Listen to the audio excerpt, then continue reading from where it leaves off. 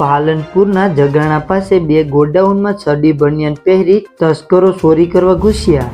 ગણપતિ વિસર્જન કરતા એક જ પરિવારના 7 લોકો ડૂબ્યા, 4 લોકોના થયા મોત।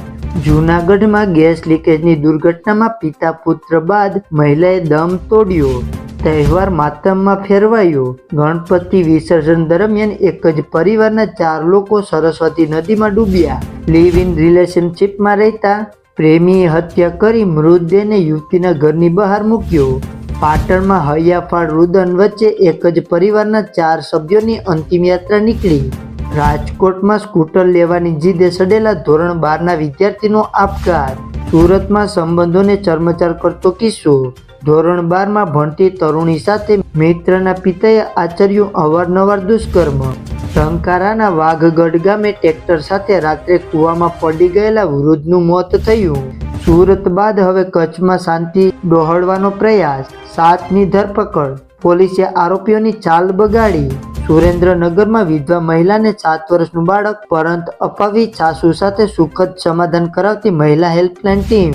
ઉત્તર પ્રદેશના રેલવે ટ્રેક પર રેલ બનાવવાનું ભારે પડ્યું, દંપતિ અને પુત્રનું કપાઈ જતા મોત નીપજ્યું।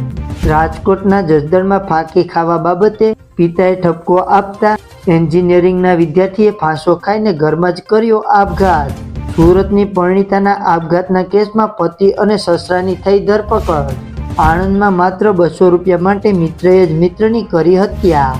સમી રાધનપુર હાઈવે પર ગોજારો અકસ્માત, એસટી બસ સાથે ધડાકેભેર અથડાયા બાદ બાઇક ભડભડ સળગી ઉઠ્યું, મહિલા સહિત 3ના મોત। સુરતમાં વધુ એક લવ જેહાદનો કિસ્સો, કિશોરીનું અપહરણ કરી ભગાડી ગયેલ આરોપીની તેલંગાણાથી કરી ધરપકડ। મહીસાગરમાં ન જળવાયો મોતનો મલાજો, કબ્રસ્તાનમાં જવા રસ્તો ન હોવાથી પાણી ભરેલા નાળામાં થઈને સ્મશાન યાત્રા કાઢવી પડી।